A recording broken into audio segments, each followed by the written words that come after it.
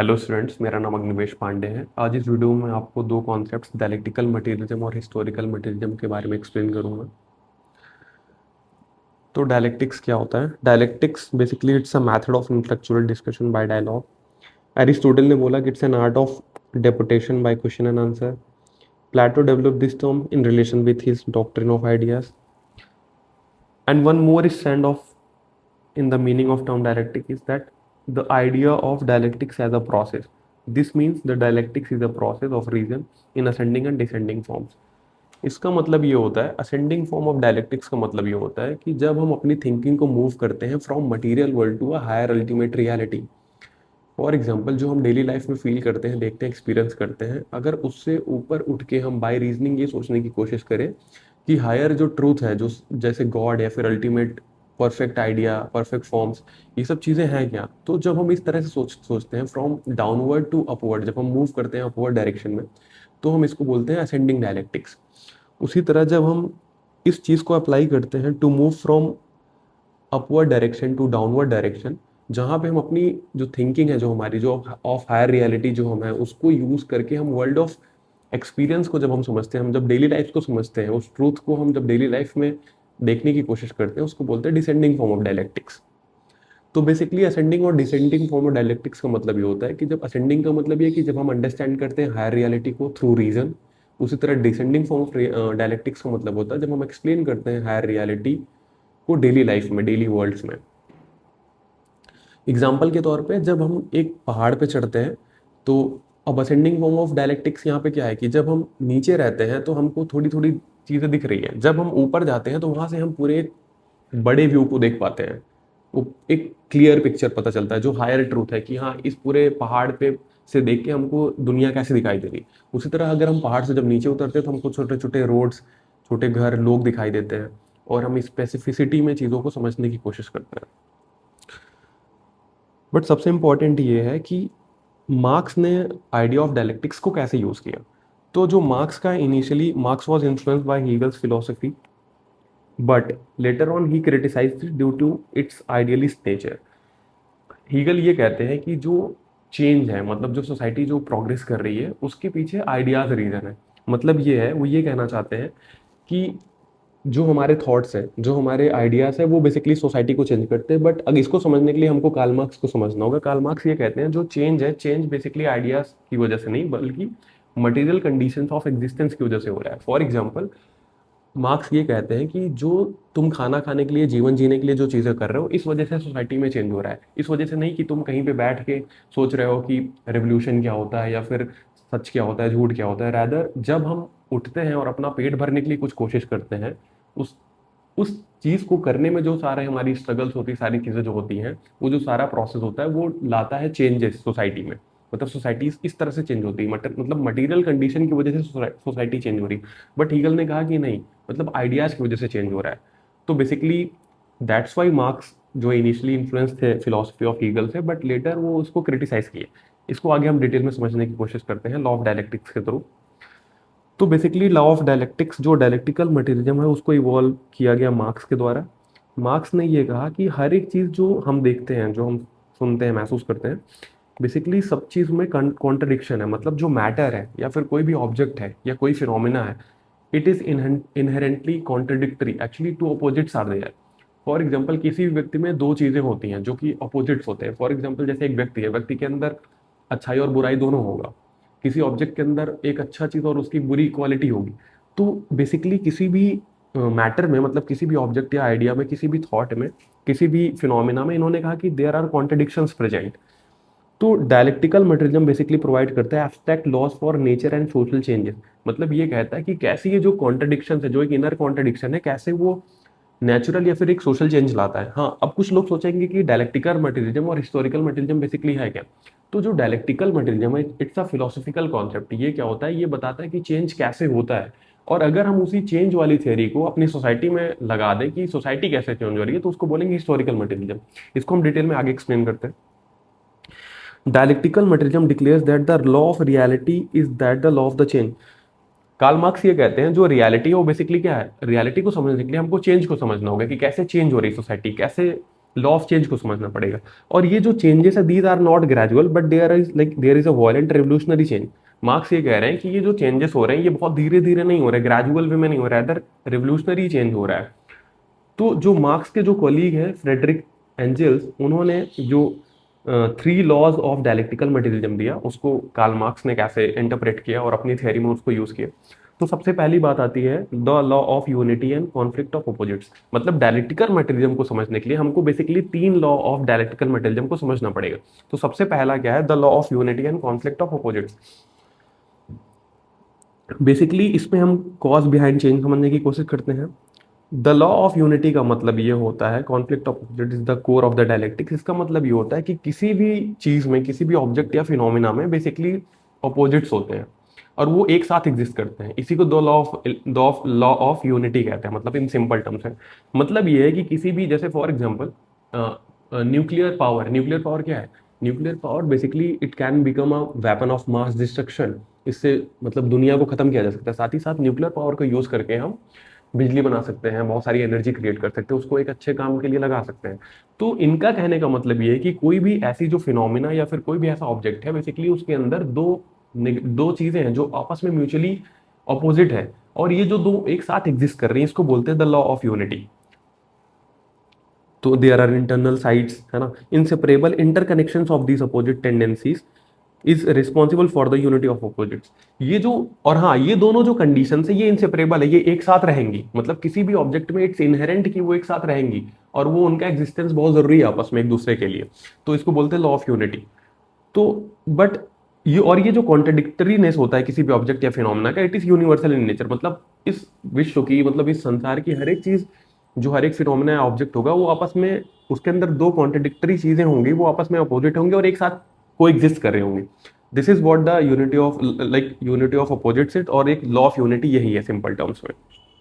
और हाँ, ये जो लॉ ऑफ, जो ये अपोजिट चीजें हैं, ये एक स्ट्रगल पैदा करती हैं।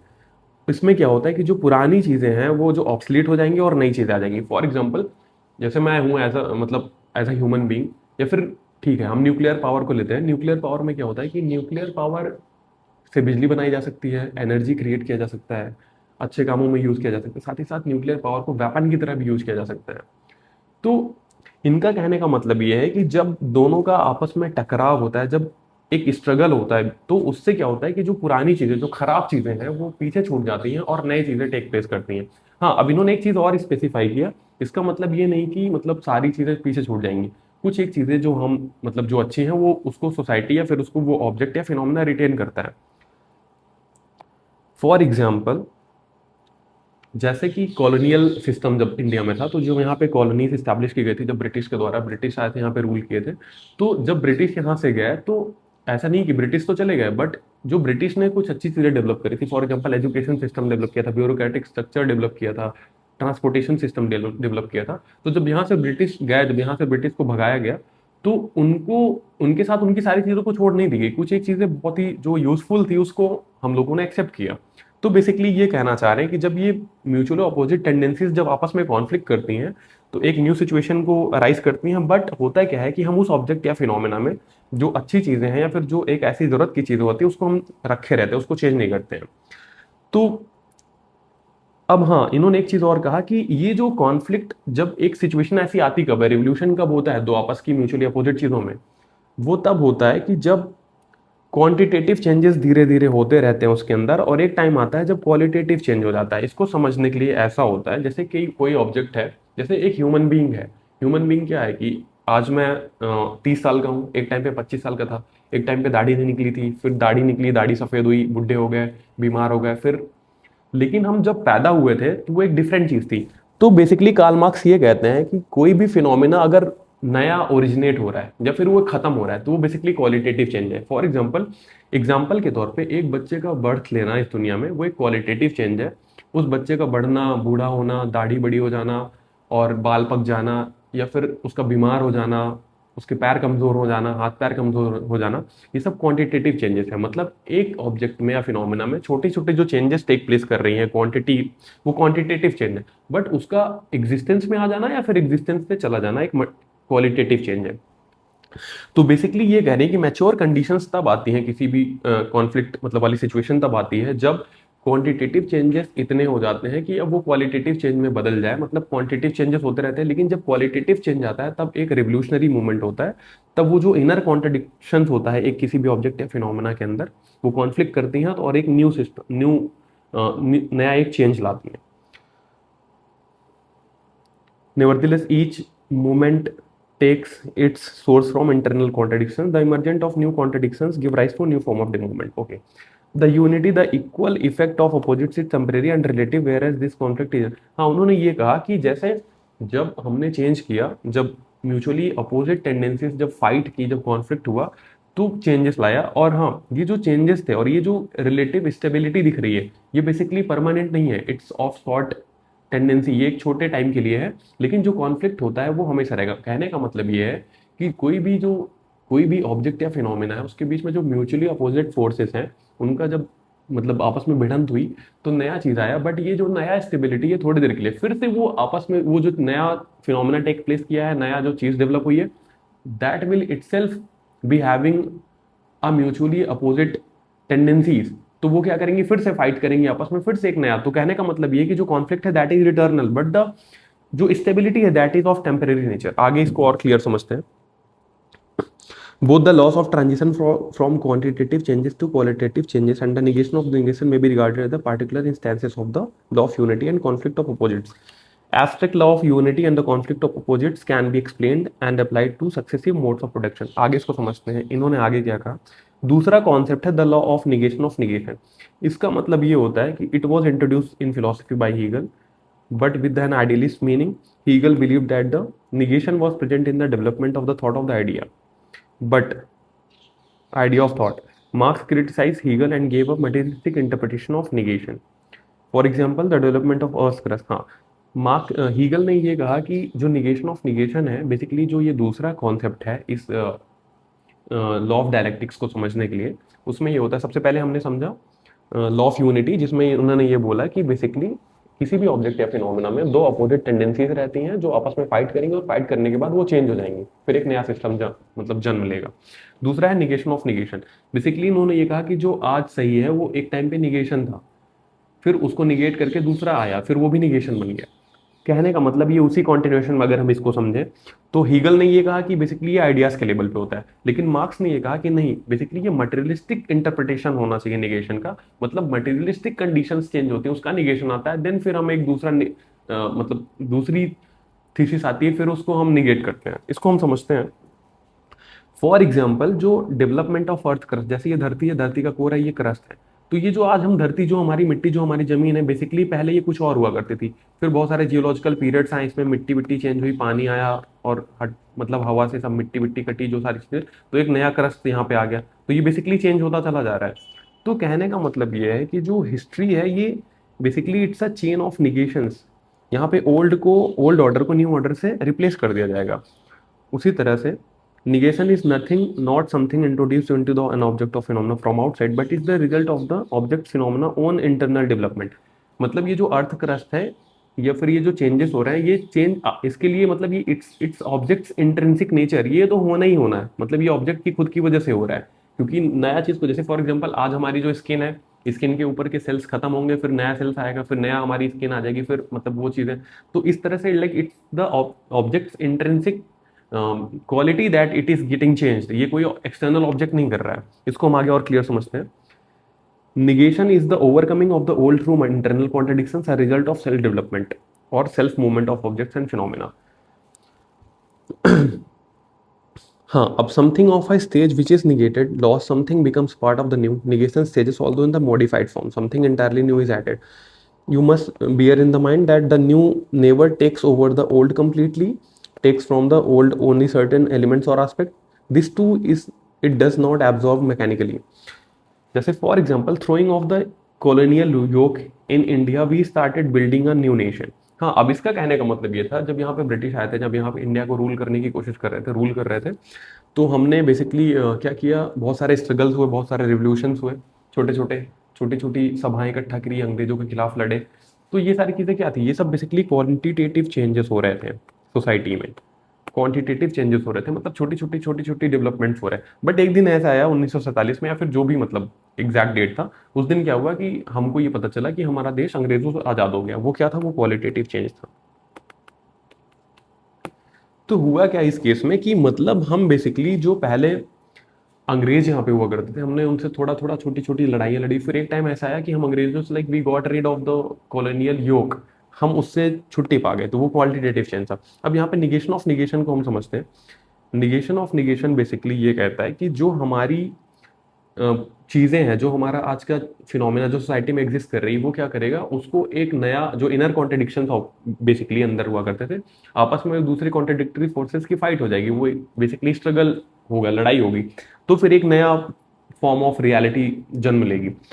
तो that is itself be having, वो अपने आप में भी उसके अंदर एक निगेशन की टेंडेंसीज होगी कि उसके अंदर भी कोई कॉन्ट्रडिक्टरी फोर्सेस होंगे आपस में, फिर वो उसका आपस में लड़ाई होगी, फिर एक नया। तो बेसिकली ये change like that it will be like taking place forever. दूसरा तीसरा क्या है? The law of transition of quantity into quality. इसमें होता क्या है कि everything is in continuous movement and change. Karl Marx ये कहते हैं कि the law of the reality is the law of the change. उनका कहने का मतलब ये है कि अगर रियलिटी को समझना है तो चेंज को समझना पड़ेगा, कि कैसे जो हमारी पुरानी सोसाइटी थी, आज की सोसाइटी हुई, कैसे एंशियंट फ्यूडल, है ना, प्रिमिटिव एंशियंट फ्यूडल, या फिर कैपिटलिस्ट, देन फिर कम्युनिस्ट सोसाइटी है, फिर ये कैसे हो रहा है। तो बेसिकली हमको अगर रियलिटी अंडरस्टैंड करना है तो we have to understand the change. और ये चेंज किस तरह का है? तो बेसिकली ये जो लॉ है ये बताता है, जो इसका थर्ड लॉ है, the law of transition of quantity into quality. तो ये चेंज टेक प्लेस कैसे कर रहा है? फॉर एग्जाम्पल, जैसे एक बच्चे का जन्म होता है तो क्या होता है, जब वो बच्चा इस दुनिया में आया, that is a qualitative change, मैंने पहले ही कहा। अब वो बड़ा होगा, उसकी दाढ़ी बड़ी हो जाएगी, हाँ, उसके हेयर्स ग्रो होंगे, उसका हेयर वाइटनिंग ऑफ हेयर होगा। फिर वो एक दिन आएगा, वो ओल्ड हो जाएगा, फिर उसके बाद वो फिर बीमार पड़ने लगेगा, फिर शायद उसकी एक दिन डेथ हो जाए। तो जब यहाँ पे बच्चे ने जन्म लिया था, that is the qualitative change, और जब डेथ हो गया था, it is also qualitative change. But जो बीच में चीजें टेक प्लेस कर रही है, इट इज क्वांटिटेटिव। मतलब ये कोई एकदम रेडिकल चेंज नहीं हो गया। तो रेडिकल चेंज क्या है? क्वालिटेटिव चेंज है। मतलब या क्वालिटेटिव और क्वांटिटेटिव समझने का मतलब ये होता है कि क्वालिटेटिव चेंज का मतलब ये होता है कि या तो फिनोमेना पहले एग्जिस्ट नहीं करता था, अब एग्जिस्ट कर गया। For example, somebody is death, अब वो एग्जिस्ट नहीं कर रहा है, या फिर एग्जिस्ट कर गया। तो या तो एग्जिस्ट कर जाना या फिर ना कर जाना is a qualitative change. But the changes that are intermediate, जो बीच में टेक प्लेस कर रही है, जैसे किसी किसी का बड़ा होना, किसी का मैच्योर होना, किसी का टू लाइक अटेन प्यूबर्टी, तो ये सारी चीजें क्या है? क्वांटिटेटिव चेंज है। मतलब एक इंसान की अगर हम बात करें, तो इंसान के जो different stages of growth of like his और हर लाइफ होता है, that is the quantitative change. But if the person has like died, तो क्या है? क्वालिटेटिव चेंज है। और उसने जब जन्म लिया था, that is also qualitative change. तो बेसिकली ये जो तीन जो लॉज हैं डायलेक्टिक्स के, वो ये हैं, law of transition of quantity into quality, दूसरा था लॉ ऑफ निगेशन, तीसरा था law of unity and conflict of opposites. इसको हम रिकैप करने के लिए फिर से बता देते हैं। डायलेक्टिकल मटेरियलिज्म जो बेसिकली समझने के लिए तीन मेजर लॉस ऑफ समझना चाहिए, जो कि फ्रेडरिक एंजल्स ने दिया था, वो ये है कि हर एक चीज में, चाहे ऑब्जेक्ट हो चाहे फिनोमेना हो, mutually opposing forces are present, और उनका एक साथ रहना जरूरी है। वो फिर फाइट करेंगे, फिर उसके बाद एक नया सिस्टम जन्म लेगा। तो इसको बोलते हैं law of unity and conflict of opposites. मतलब उनका एक साथ रहेंगे तो that is the law of unity, contradictory forces, and if they are like fighting with each other to change, तो that is conflict of opposites. दूसरा क्या होता है? लॉ ऑफ निगेशन होता है क्या है कि the thing which is right now desirable और good will be replaced by a new system. फिर and that new system which has right now like taken place, that will also be replaced in future with some other form of reality. तो that is the negation of negation. मतलब ये एक ever lasting, मतलब eternal चीज है, ये होता ही रहेगा। Second thing is, third thing is law of transition of quantity into quality. ये चेंजेस कैसे टेक प्लेस करते हैं? पहले क्वांटिटेटिव चेंजेस होते रहेंगे, but there will be a sudden change जो कि रेडिकल चेंज होगा, वो क्वालिटेटिव चेंज है। फॉर एग्जांपल, एक ह्यूमन ने जन्म लिया, बड़ा हुआ, बड़ा होता गया, फिर बुढ़ा हो गया, फिर एक टाइम पे ऐसा आएगा कि वो मर जाएगा। तो that is a qualitative change. तो बेसिकली अगर हम तीन लॉस को समझेंगे तो हम जो एंजल्स का जो थ्री लॉ ऑफ डायलेक्टिक्स है उसको हम समझ गए। अब इसको कार्ल मार्क्स ने यूज कैसे किया?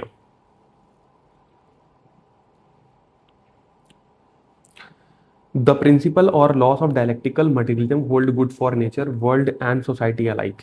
जो डायलेक्टिकल मटेरियलिज्म है ना, किसी भी वस्तु इस नेचर या फिर इस दुनिया के लिए, सबके लिए सेम एप्लीकेबल है।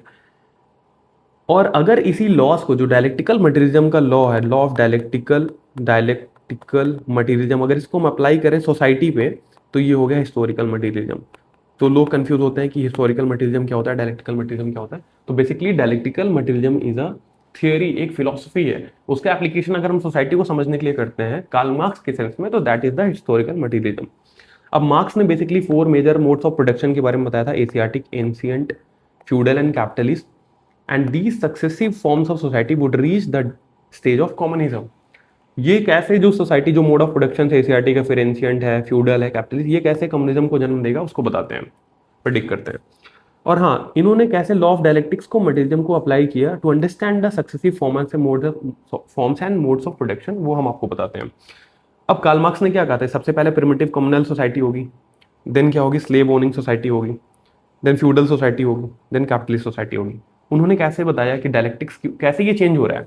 और हाँ, फिर से हम इसको समझते हैं, उन्होंने ये कहा कि रियलिटी को अंडरस्टैंड करने के लिए चेंज को अंडरस्टैंड करना पड़ेगा। तो व्हाट इज रियलिटी, रियलिटी को जानने के लिए you should know like what change is, like how does like change take place. ठीक, अब हम primitive communist form of society की अगर हम बात करते हैं, तो it is the simplest and lowest form of mode of protection. Mode of production basically ये होता है फोर्सेस ऑफ प्रोडक्शन प्लस जो हमारा ह्यूमन इंटेलेक्ट होता है, फॉर एग्जांपल टेक्नोलॉजी या फिर इस तरह की चीज़ों को हम लगाते हैं, it's a mode of production. तो बेसिकली अगर हम मोड ऑफ प्रोडक्शन की बात, फोर्सेस ऑफ प्रोडक्शन बेसिकली, और प्लस रिलेशंस ऑफ प्रोडक्शन, इसमें अगर हम रिलेशंस ऑफ प्रोडक्शन को जोड़ दें तो ये मोड ऑफ प्रोडक्शन हो गया।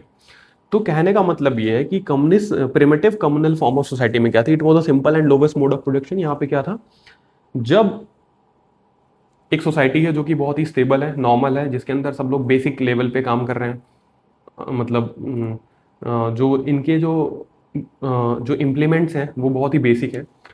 लेकिन अब कोई पत्थर से किसी जानवर को शिकार कर रहा है, लेकिन एक टाइम में उसने बो एंड एरो का आविष्कार कर लिया, तो ये क्वांटिटेटिव चेंज है, ये होता चला जा रहा है।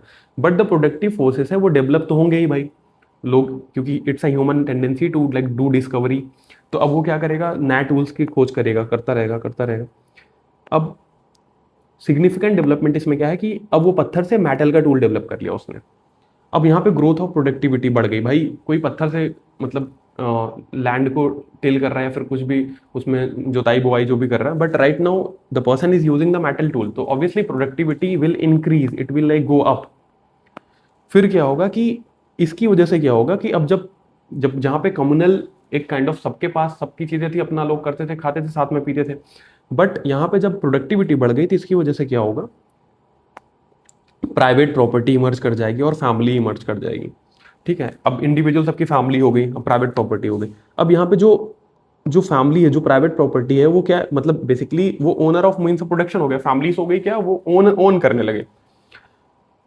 तो यहाँ पे जो कॉन्ट्रडिक्शन आया, अब इन्होंने क्या कहा कि जो लॉ ऑफ नेचर है, मतलब जो रियलिटी जो है क्या, वो लॉ ऑफ चेंज को समझना पड़ेगा। तो यहाँ पे चेंज कैसे आया इस फॉर्म ऑफ सोसाइटी में, यहाँ पे ये बोला कि जो कम्युनल रिलेशंस थे अब वो एक्सप्लॉयटेटिव बन गए, तो ये क्वालिटेटिव चेंज हो गया।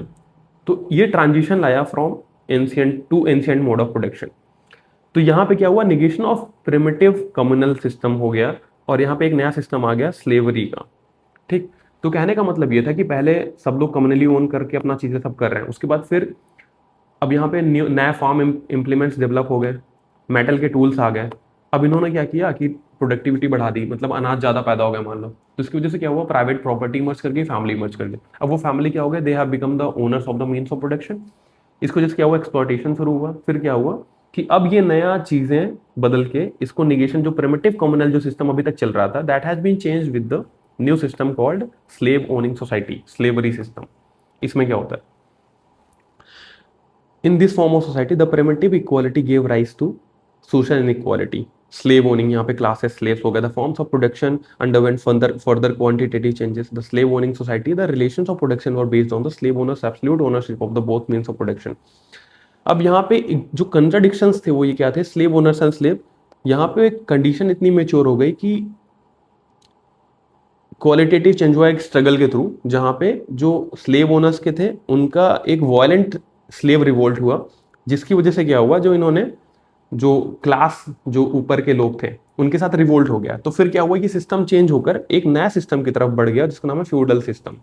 तो हुआ क्या कि जो राइट नाउ जो अभी स्लेव ओनिंग सोसाइटी थी, इसकी इनर कॉन्ट्रडिक्शंस थी कि मतलब लोगों का मतलब स्लेव के साथ एक्सप्लॉयटेशन बहुत ज्यादा हुआ। जो अपर क्लास के लोग थे, उन्होंने, जो ओनर्स थे, उन्होंने बहुत ज्यादा एक्सप्लॉइट किया। और यह क्या हुआ क्या कि ये जो लोग साथ में थे, इन्होंने एक बेसिकली स्ट्रगल छेड़ दिया, एक वॉलेंट मूवमेंट हो गया, जिसकी वजह से क्या हुआ, एक वो सिस्टम चेंज होकर एक नया सिस्टम में आ गया जिसका नाम है फ्यूडल सोसाइटी।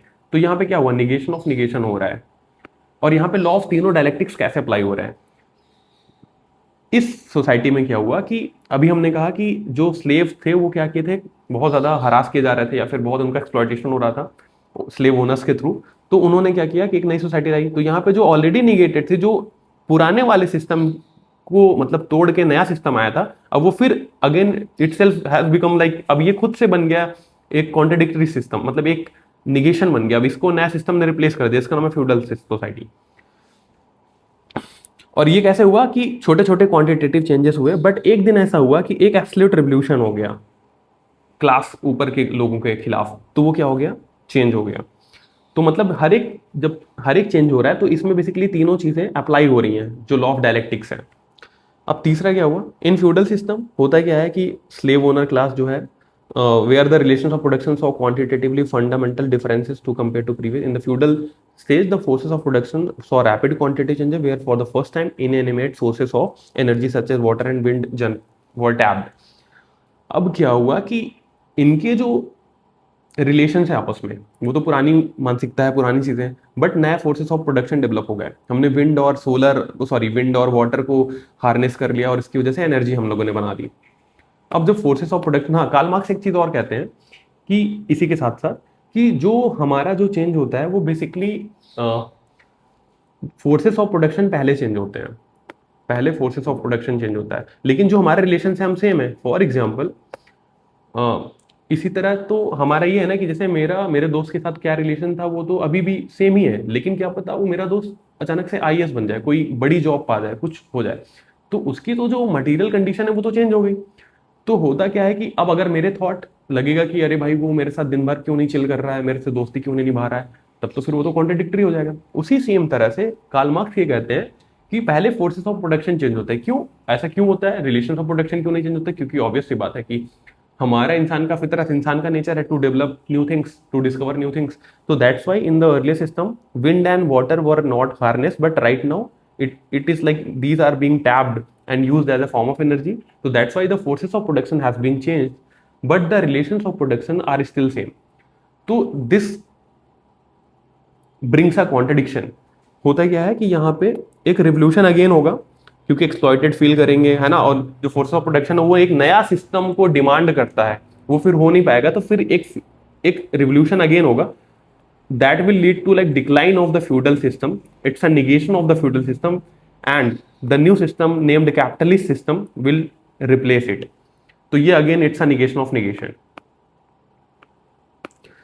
अब कैपिटलिस्ट सिस्टम में क्या होता है, प्रोडक्टिव फोर्सेस का इस पर्टिकुलर सिस्टम में बहुत ज्यादा ग्रोथ होता है। यहाँ पे क्या होगा, कैपिटलिस्ट सिस्टम, मशीन्स आ जाएंगी, फैक्ट्रीज आ जाएंगी, है ना, contradiction between the social character production and private capitalist. अब यहाँ पे क्या होगा, यहाँ पे कॉन्ट्रडिक्शन कैसे टेक प्लेस कर रहा है। प्रोडक्शन जो कैपिटलिस्ट सोसाइटी में होता है वो बहुत ज्यादा होता है और बहुत ही ज्यादा सोशल कैरेक्टर होता है। For example, there are factories and lots of workers are working in each factory, they are having physical proximity, they are knowing that okay we are of the same class. वो तो Karl Marx ने कैसे बोला आगे कि class for itself develop हुआ, वो तो एक बात की विषय अगले वीडियो में बता दूंगा। लेकिन यहाँ पे ये समझने के लिए बहुत जरूरी है कि सोसाइटी, जब एक फैक्ट्री में एक साथ लोग काम करते थे, उन्होंने आपस में प्रॉक्सिमिटी थी और उनको ये पता चला कि that there are some upper classes called as bourgeois, जिसको बोलते हैं कार्ल मार्क्स, जो अपर क्लासेस हैं, जो कैपिटलिस्ट है, और जो प्रोलेटेरिएट है, जो दो वर्किंग क्लास है। तो they got to know that they are having same conditions, they are having the pathetic situations जिसमें वो काम कर रहे हैं, और they are having contradictory opposite forces. क्या है कि यहाँ पे एक साथ वो काम कर रहे हैं और उनका एक्सप्लॉइटेशन हो रहा है, but capitalist are appropriating the profits that are being generated by the working class.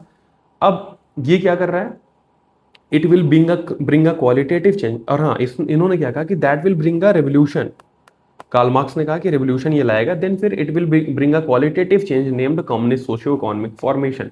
अब ये क्या करेगा, अब ये इनर कॉन्ट्रडिक्शन अगेन यहाँ पे, जहाँ पे कैपिटलिस्ट सिस्टम में लेबर्स का एक्सप्लॉइटेशन हो रहा है by the hands of the capitalist, वो एक रेवोल्यूशन लाएंगे जो फिर अगेन क्वालिटेटिव चेंज ला देगा, कम्युनिस्ट सोशियो इकोनॉमिक सिस्टम ला देगा।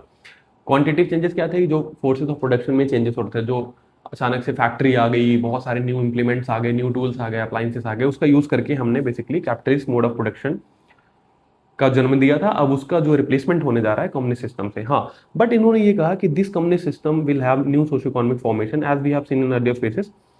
ये बेसिकली दो फेसेस के थ्रू गुजरेगा, सोशलिज्म और कम्युनिज्म। इन्होंने सोशलिज्म में ये कहा कि बेसिकली जो प्राइवेट प्रॉपर्टी है वो हट जाएगी और कम जो इसको जो public ownership of means of production हो जाएगा। मतलब हर एक इंसान के पास मीन्स ऑफ प्रोडक्शन, हर एक इंसान मालिक बन जाएगा, और वो एक जो पर्टिकुलर जो क्लस्टर्ड था कैपिटलिस्ट लोगों के पास ही सारी पावर, सारी मीन्स ऑफ प्रोडक्शन, वो सारा जो तरीके थे उनके पास, सारी चीज़ें टेक्नोलॉजी से लेके सारी forces and means of production जो थे, तो वो अब it will be owned by the wider public सारी। तो इसको इन्होंने क्या कहा है ना, this stage is the dictatorship of proletariat, it's an intermediate stage, it's not final. But इसके बाद एक आएगा लेटर स्टेज जो आएगा, उसको बोलते हैं स्टेटलेस सोसाइटी, जिसको बोलेंगे कम्युनिज्म में ये पॉसिबल है, कम्युनिस्ट सोसाइटी, जहां पे क्या होगा, स्टेट ही हट जाएगा। तो मतलब जो स्टेट की नीड है, मतलब जो हमारी सरकार, जो हमारी जो सिस्टम है ये पूरा, ये हट जाएगा और एक स्टेटलेस सोसाइटी हो जाएगा, एक कम्युनिस्ट सोसाइटी हो जाएगी। तो बेसिकली जो कम्युनिस्ट सोशियो इकोनॉमिक फॉर्मेशन है वो बेसिकली दो स्टेजेस से गुजरेगा। पहले सोशलिज्म आएगा जहाँ पे कम्युनल मतलब सबके द्वारा ownership of means and forces of production हो जाएगा। उसके बाद आएगा स्टेटलेस सोसाइटी, जिसको बोलते हैं कम्युनिज्म, यहाँ पे जहाँ पे dialectic finally unfold itself ushering in a new social system which would be free of any contradictions. अब यहाँ पे कोई कॉन्ट्रडिक्शन नहीं होगा। According to the laws of dialectics contradictions will remain, but contradictions remain मतलब रहेंगी, is the basis of development. क्योंकि but contradicts जो लॉ ऑफ डायलेक्टिक्स वो ये कहता है कि भाई कॉन्ट्रडिक्टरी फोर्सेस तो हमेशा रहेंगी, तो इस वजह से जो कि डेवलपमेंट लाएंगे, अलग एक नया सोसाइटी, फिर से नया सिस्टम को मतलब जनरेट करेंगे, तो वो ये रहेगा। तो under this communism there will be contradictions between human beings and nature. हाँ, अब क्योंकि मार्क्स ने कहा कि कम्युनिज्म में कुछ नहीं होगा, तो बट ये कम्युनिज्म क्या होगा कि कैसे इसके अंदर जो लॉ ऑफ डायलेक्टिक्स फिर से अप्लाई होगा, ये होगा कि भले ही कम्युनल ओनरशिप ऑफ प्रोडक्शन हो जाए या फिर सारा मतलब सारी जो रिसोर्सेज है उसका कम्युनल ओनरशिप हो जाए, बट अब ह्यूमन क्या करेगा, अब ह्यूमन से नहीं, बट ह्यूमन की लड़ाई नेचर से होगी। ये कम्युनिटिव प्रिमिटिव कम्युनिज्म में होगा। मतलब जैसे पहले था प्रिमिटिव कम्युनिज्म में कि मतलब कोई इंसान इंसान को नहीं लूटता था, इंसान इंसान को एक्सप्लॉइट नहीं करता था, रैदर हम जो है एक्सप्लॉइट करते थे नेचर को। तो in this system also again same चीज हो जाएगी, मतलब ह्यूमन की लड़ाई फिर से नेचर से हो जाएगी। तो बेसिकली और कार्ल मार्क्स का सोशल चेंज और रेवोल्यूशन, ये सब सारी चीजें मार्क्स और एंजल्स ने आउटलाइन किया their scheme of history. Marx ने कैसे अपना डायलेक्टिकल मटीरियलिज्म अप्लाई किया to understand historical materialism. Marx ने ये कहा कि हम जो है डायलेक्टिकल जो थियरी है अगर उसको हम अप्लाई करते हैं सोसाइटीज पे, कि सोसाइटी कैसे चेंज हो रही है, उसको बोलते हैं हिस्टोरिकल मटीरियलिज्म। हिस्टोरिकल मटीरियलिज्म क्या होता है ये मैं आपको अगली वीडियो में बताऊंगा। Thank you for watching. अगर आपको अच्छा लगा तो प्लीज़ लाइक इट। थैंक